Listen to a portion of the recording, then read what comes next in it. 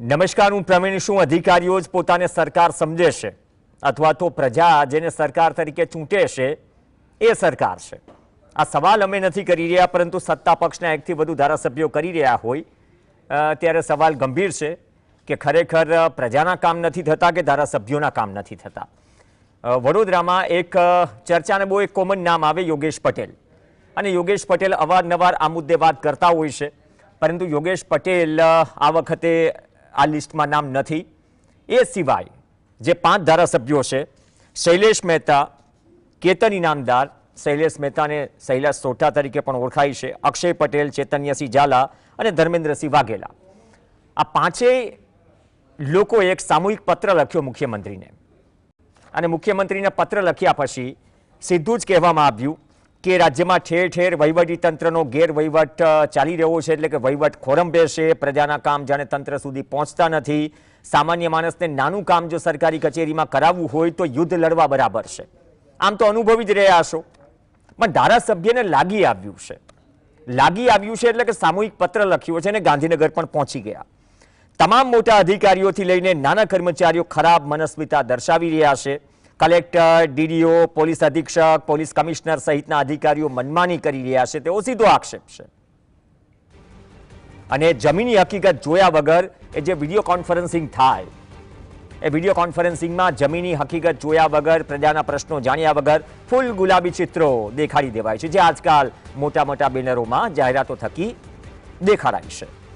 સરકારને હકીકતથી દૂર રખાય છે। વિચાર કરો, સરકાર હકીકતથી જો જ દૂર છે। ધારાસભ્યો કહી રહ્યા છે, 1.5-2 લાખની વસ્તીનું પ્રતિનિધિત્વ કરતા એ જનપ્રતિનિધિઓ કહી રહ્યા છે કે બાબુશાહી ચાલી રહી છે। અધિકારીઓ પોતાને સરકાર સમજી રહ્યા છે, અને જેના કારણે સરકારની છબી ખરાઈ રહી છે। ધારાસભ્યોના સૂચન લાવવામાં આવતા નથી, લેવામાં આવતા નથી। અધિકારીઓ દ્વારા પ્રજાને કહેવાય છે કે તમે ધારાસભ્યોની મદદ કેમ માંગી? અચ્છા, આમાં 2 મહત્વના મુદ્દા છે। અધિકારીઓ એમ કહે છે કે ધારાસભ્યની મદદ કેમ માંગી, તો ધારાસભ્યથી ઉપર અધિકારી થઈ ગયા છે, તો અધિકારીને એવું ન લાગવું જોઈએ કે અમારાથી ઉપર ધારાસભ્યો થઈ ગયા છે। કોન્ફ્લિક્ટ ત્યાં પણ છે। અમે અગાઉ પણ મૌખિક રજૂઆત કરી, આ બહુ મહત્વનો મુદ્દો છે આ લેટરમાં જે સવારથી ચાલી રહ્યો છે। મતલબ કે આ મુદ્દે સરકારમાં રજૂઆત થઈ ચૂકી છે મૌખિક। તો મૌખિક રજૂઆત થયા પછી પણ શું અધિકારીઓ પોતાને સરકાર માની રહ્યા છે? શું અધિકારીઓ જનતા અને ધારાસભ્યોને નથી ગાંઠતા? એટલા માટે પત્ર લખવો પડે, એટલા માટે 5 ધારાસભ્યોને જવું પડે ગાંધીનગર। અને મૂળ વાત કે જનપ્રતિનિધિઓ જે સૂચવે એ કામ કરવામાં આવે। હવે આ બધું જ ચાલી રહ્યું છે, તેના વચ્ચે 4-5 એક્ઝામ્પલ આપવા છે। સૌથી પહેલું એક્ઝામ્પલ, આપણે ઇન્દોર અને ગાંધીનગરની વાત કરીએ છીએ। આંદોલનકારી નેતામાંથી કોંગ્રેસમાં ગયેલા અને પછી ભાજપમાં ગયેલા અને પછી ધારાસભ્ય બનેલા હાર્દિક પટેલનો ઓગસ્ટ મહિનાનો એક પત્ર છે।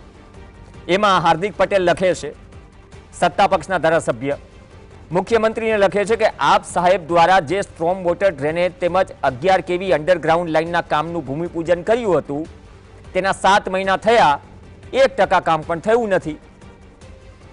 મુખ્યમંત્રી જે કામનું ઉદ્ઘાટન કરે, 7 મહિના થાય છતાં પણ 1% કામ ન થાય એ ધારાસભ્ય કહે।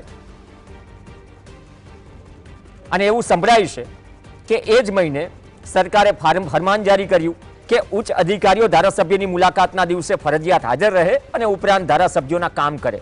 જો ઓગસ્ટ મહિનામાં આ સ્થિતિ હોય તો જાન્યુઆરી 2026માં બેઠા છીએ, અને અગાઉ પણ જો મૌખિક સૂચનાઓ અથવા તો રજૂઆત કરી હોય વડોદરા જિલ્લાના તમામ ધારાસભ્યોએ, તો આપણે જાન્યુઆરી 2026માં બેઠા છીએ।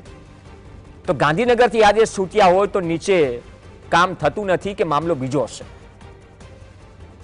માત્ર હાર્દિક પટેલ કે 5 ધારાસભ્યો નહીં, મહેશ ભુરિયા છે, જાલોદના ધારાસભ્ય, 1 મહિના પહેલા અધિકારીઓ કલેક્ટરની હાજરીમાં કહે છે કે અધિકારીઓ ધારાસભ્યને ભાજીમુડા સમજે છે।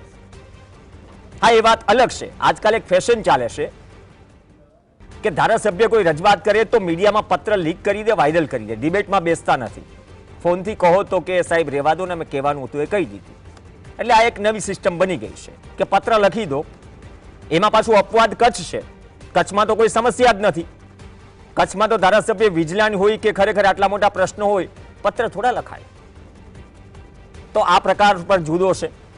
અને બીજી વાત, યોગેશ પટેલનું 31 માર્ચ 2025નું એક નિવેદન છે, 13 તુજકો અર્પણ, જે કાર્યક્રમ ચાલે છે સરકારનો, તેમાં જે ચોરાયેલી વસ્તુ અથવા તો કોઈ ગુનાખોરીમાં વસ્તુ ગઈ હોય અને પછી પરત મેળવે આરોપી સાથે અને પોલીસ પ્રજાને અર્પણ કરે, એ તેરા તુજકો અર્પણ કાર્યક્રમ.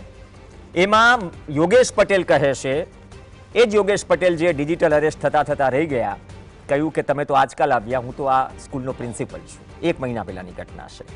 ત્યાં યોગેશ પટેલ કહે છે કે વડોદરા શહેરની તાસીર એવી છે કે અધિકારીઓને અહીં આવતા ગભરામણ થાય છે.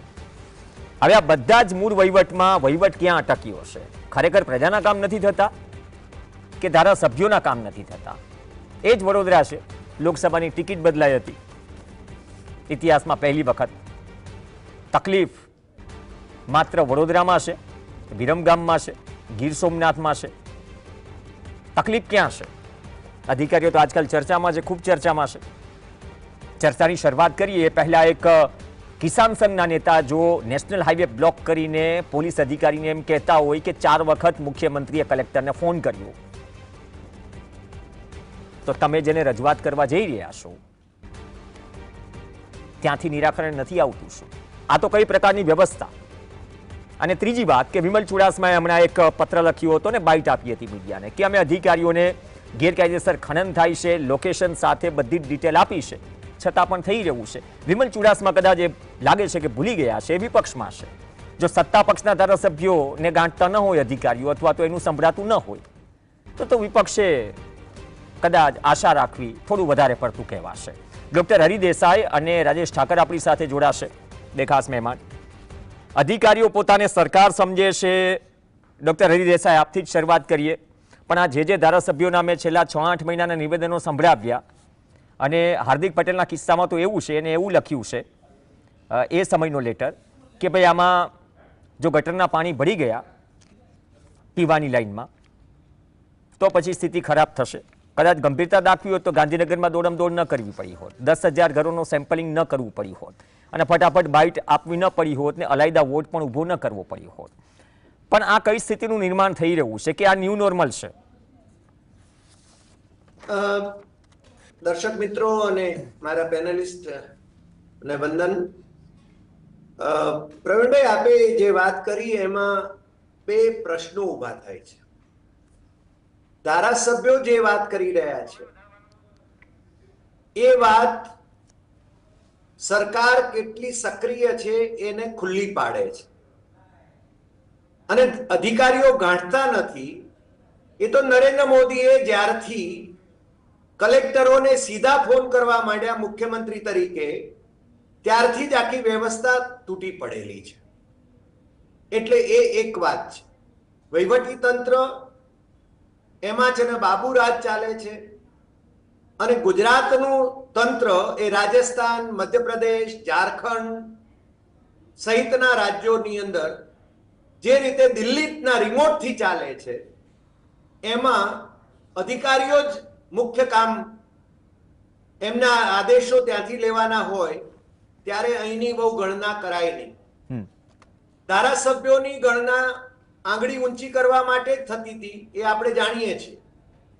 ધારાસભ્યોને એમ કહેવામાં આવ્યું કે તમે નરેન્દ્ર મોદીને કારણે જ જીતી રહ્યા છો, તમારી બીજી કોઈ હેસિયત નથી. એમના કામ થતા નથી એટલા માટે એ નારાજ હોય એ સ્વાભાવિક છે. આ એક પહેલુની વાત હું કરી રહ્યો છું. બીજી વાત જે બહુ જ ગંભીર વાત છે કે 2027ની ચૂંટણી આવી રહી છે, વિધાનસભાની ચૂંટણી આવી રહી છે, ત્યારે સરકાર છે ને પોતાની નિષ્ફળતાઓ ઢાંકવા માટે આ પ્રકારના પત્રો લખાવતી હોય તો મને બહુ આશ્ચર્ય નહીં થાય.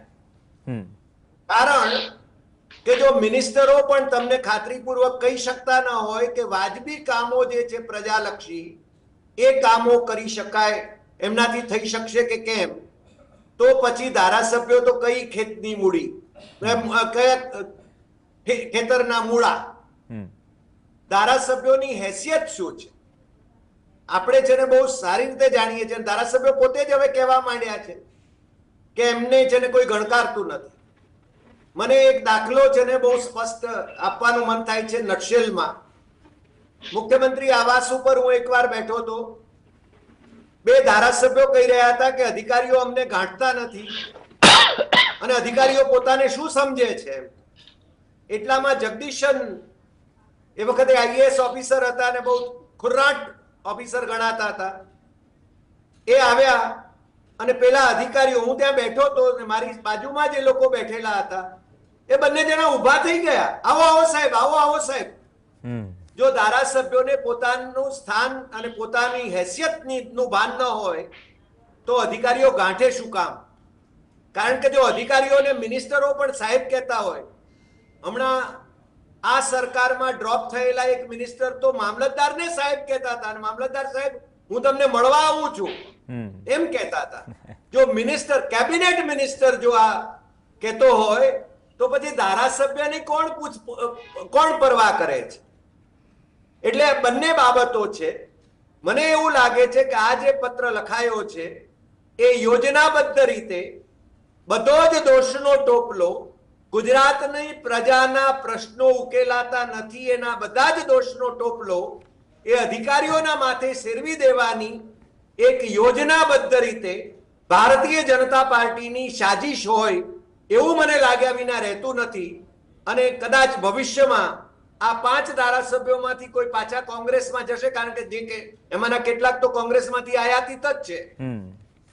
એટલે જયારે પાછા કોંગ્રેસમાં જશે ત્યારે કદાચ એ આવી વાતો કરશે કે હા અમને કહેવામાં આવ્યું હતું કે આવા પત્રો લખો. એટલે મને એવું લાગે છે કે આ પત્ર છે ને એ સરકારે લખાવ્યો હોય તો મને બહુ આશ્ચર્ય નહીં થાય.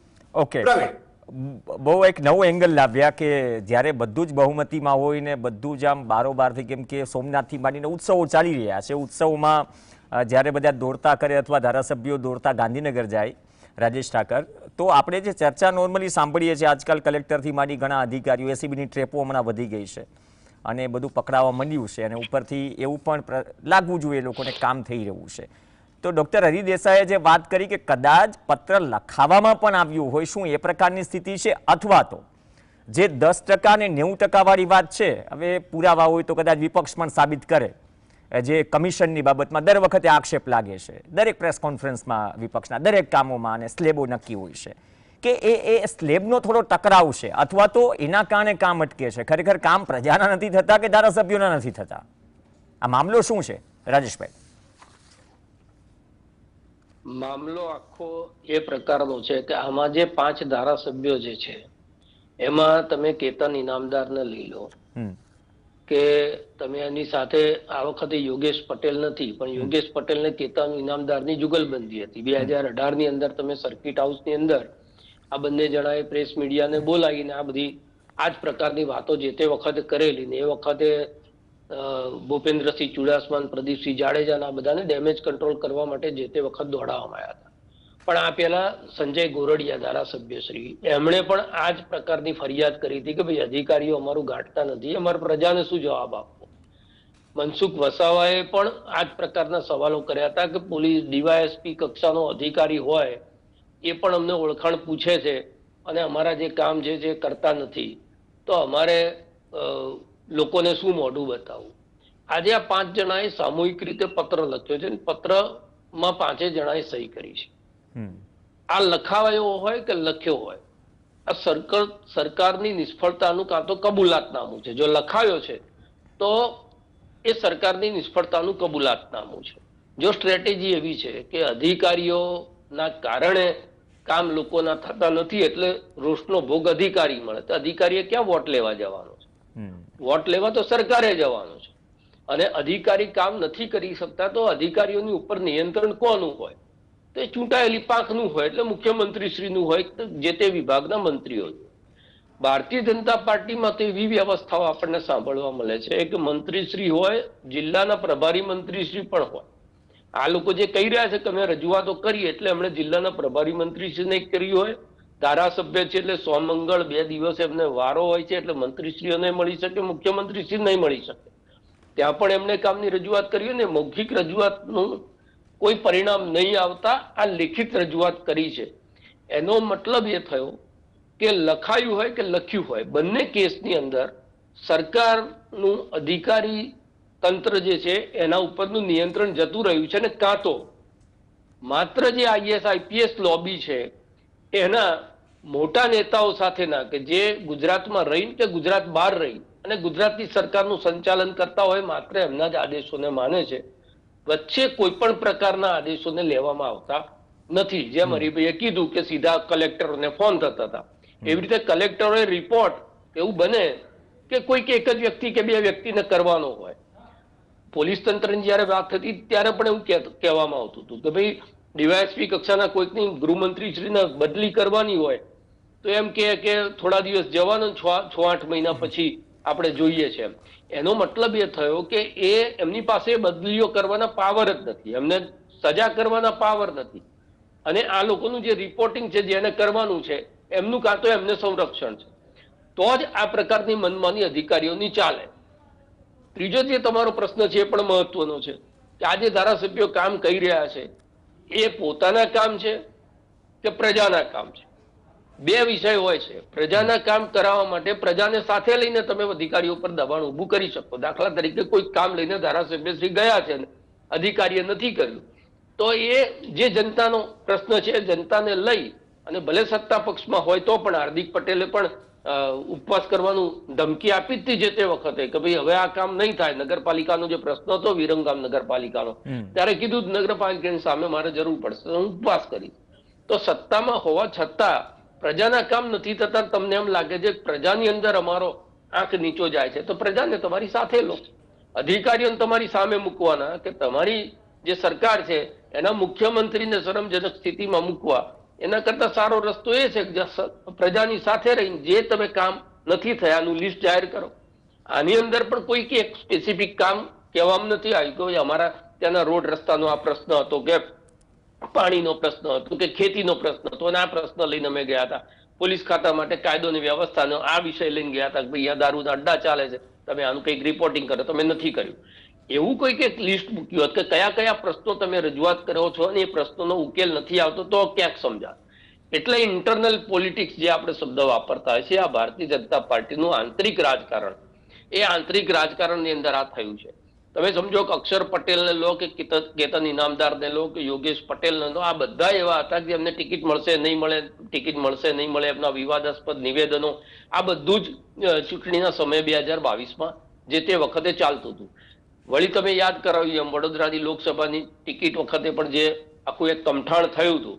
એટલે સૌરાષ્ટ્ર, મધ્ય ગુજરાત અને આદિવાસી બેલ્ટ, આ બધાની અંદર એક પ્રકારનો કંઈક ઉકળાટ ચાલે છે અને એ ઉકળાટની અંદર ધારાસભ્યો જે છે એ પક્ષ ઉપર દબાણ ઊભું કરે છે કે અધિકારીઓ ઉપર દબાણ ઊભું કરે છે સમજાતું નથી. એટલે મોટા ભાગે એવું લાગે છે કે જે ભારતીય જનતા પાર્ટીમાં અત્યાર સુધી નહોતું થતું, કાં તો બહુ જ ધીમા સુરે કાં તો દબાયેલા સુરે થતું હતું, એ હવે કાગળ ઉપર આવ્યું છે. અને કાગળ ઉપર 5 ધારાસભ્યો સરકારના મુખ્યમંત્રીશ્રીને ફરિયાદ કરીને એમ કહેતા હોય કે ભાઈ એમાં જે શબ્દો વાપર્યા છે શબ્દો એ જ બતાવે છે કે આ સરકારની અંદર અધિકારીઓ જે છે એ કોઈનું સાંભળતા નથી, પ્રજાનું કામ ત્યાં આગળ થતું નથી, કમિશન ખોરી એટલે ભ્રષ્ટાચાર પણ ચાલે છે, ગેરવહીવટ પણ ચાલે છે, પરફોર્મન્સ પણ કલેક્ટરોનું કે અધિકારીઓનું નથી. એનો મતલબ કે સરકારનું પરફોર્મન્સ નથી, સરકારમાં બધું ઠીક નથી. આવી ફરિયાદ સરકારના વડાને એ કરી રહ્યા છે. હવે ભૂપેન્દ્રભાઈએ તપાસ કરવી પડે કે આ 5 જણા એ પ્રજાના હિતમાં પ્રશ્ન લખ્યો છે કે પક્ષની અંદરથી કોઈકે એમને લખાવડાયો છે. કારણ કે બંને કેસની અંદર જવાબ આપવાની જવાબદારીમાં જે છે એ રાજ્યના મુખ્યમંત્રી શ્રી ભૂપેન્દ્રભાઈ છે. કારણ કે આનો જવાબ જે છે એમને 5 જણા જે ફરિયાદ કરી છે કે ભાઈ મૌખિક ફરિયાદ પછી પણ આનો ઉકેલ નથી આવ્યો એટલે અમે લેખિતમાં કરીએ છીએ. તમે કીધું આ આદત પડી છે. જયારે ઇકોઝોનનો પ્રશ્ન હતો, હમણાં જયારે પેલી ખેડૂતોને કમોસમી વરસાદનો પ્રશ્ન હતો ત્યારે ધારાસભ્યશ્રીઓએ કાગળ લખ્યા હતા કે ભાઈ આ લોકોને સારું વળતર ચૂકવજો. એટલે ભાઈ તમારે તો સોમ મંગળવાર ત્યાં જવાનું જ હોય. આ કાગળિયા લખવાનો રિવાજ ક્યાંથી? પણ પ્રજાની અંદર એમ કે ભાઈ અમે જુઓ, અમે અમારી જવાબદારી, અમે તો પક્ષમાં હતા, અમારી સત્તા હતી, તે છતાં અમે તમારા કામ માટે આટલું કર્યું છે, બાકી જે થાય એ બધું અધિકારીઓ ઉપર. નહીં, બીજો મુદ્દો એ બી છે ને કે ધારાસભ્યોની સત્તા શું માત્ર કાગળ લખવા પૂરતી જ છે? ત્યાં સુરતથી ધારાસભ્ય કે દેવું માફ થઈ જવું જોઈએ, 10,000 કરોડ જાહેર થઈ ગયા, પછી દેવું માફનો મુદ્દો તો બધો જ ક્યાં ગયો ખબર નહીં. ડોક્ટર હરિ દેસાઈ, જે રાજેશભાઈએ વાત કરી કે ખાલી દેખાડવા માટે પ્રજાને કે જો અમે અમારું કામ કરી લીધું, અથવા તો વેઇટિંગ રૂમમાં જે બેસવું પડે છે, અથવા તો નીચે જઈએ ત્યારે કેવું પડે છે સાહેબ તમારું નથી ચાલતું, એમ ધારાસભ્ય તમારું નથી ચાલતું, એટલે એક જે બર્ડન એક આઈડેન્ટિટીનું, અથવા તો એમ કહી દેવાય છે કે બસ તમે ધારાસભ્યો છો ને બહુ છો, ઘણું થયું. એટલે પાર્ટીની શિસ્તની વાત હોય, વિપક્ષ હોય કે સત્તા પક્ષ હોય. વિપક્ષનો તો ખેર આમાં ચર્ચા જ ન આવે, કેમ કે એમની સરકાર નથી. પણ ત્યાં પછી આ એક ઓબ્લિગેશન નડી જાય છે ડોક્ટર હરિ દેસાઈ. નહીં, મને એવું લાગે છે રાજેશભાઈ બહુ સરસ મુદ્દો કર્યો કે એમણે કયા કામો નથી થતા એમના, એની યાદી જો આપી હોત તો આપણને ખબર પડે, પ્રજાને ખબર પડે, અને પ્રજાને સાથે લઈને કેમ નથી જતા. પ્રશ્ન આ છે. બીજું, ધારાસભ્યોની હેસિયત શું છે? હું તો એમ કહું છું કે મિનિસ્ટરોની જ્યાં હેસિયત નથી, મિનિસ્ટરોની કોઈ તાકાત નથી. આજે છે ને સામાન્ય પ્રજામાંથી તમે કોઈને પૂછો કે નવી સરકારમાં 5 મિનિસ્ટરોના નામ આપ, તો પ્રજામાંથી કોઈ નામ આપી શકે એમ નથી. આ તો વારા જાણે કાઢ્યા છે કે ભાઈ આ વખતે ચાલો તમને આ બિલ્લો આપ્યો, પછી તમને આપ્યો. એટલે પ્રશ્ન આ છે. મને જો કે રાજેશભાઈ, મને પોતાને એવું લાગે છે કે સરકાર પોતાની જવાબદારીમાંથી છટકવા માટે આવા ગતકડા કરાવી રહી છે અને અધિકારીઓની સામે અધિકારીઓને દોષિત ઠરાવી. અમારી સરકાર તો આ કરવા માંગે છે, અમે તો આટલી જાહેરાત કરી હતી, પણ આ અધિકારીઓ નથી કરતા. આ બતાવવાની અને પ્રજાને એ મેસેજ પહોંચાડવાની આ ગુસ્તાખી હોય એવું મને બહુ સ્પષ્ટપણે લાગે છે. અને બીજું, અન્યથા એ લોકોએ છે ને કહેવું જોઈએ ભાઈ કયા કામો નથી થયા. મહારાજા સયાજીરાવ યુનિવર્સિટીની જમીનનો મામલો નથી થયો કે બીજો મામલો નથી થયો. રાજેશભાઈ મલકાય છે કારણ કે એમને આખું પ્રકરણ ખબર છે. એટલે પ્રશ્ન આ છે કે ધારાસભ્યો છે ને એ દૂધે ધોયેલા જો હોય, કારણ કે આમ તો છે ને વિપક્ષ કોંગ્રેસમાંથી દૂધે ધોયેલા થવા માટે તો ભારતીય જનતા પાર્ટીમાં જાય છે. આપણે બધા જાણીએ જ છીએ. નહીં તો શું કામ ભાઈ જાય? અને કેટલાકને તો ગાજર લટકાવ્યું હતું 2 વર્ષે મિનિસ્ટ્રી કોઈને મળી ને કોઈને ન મળી.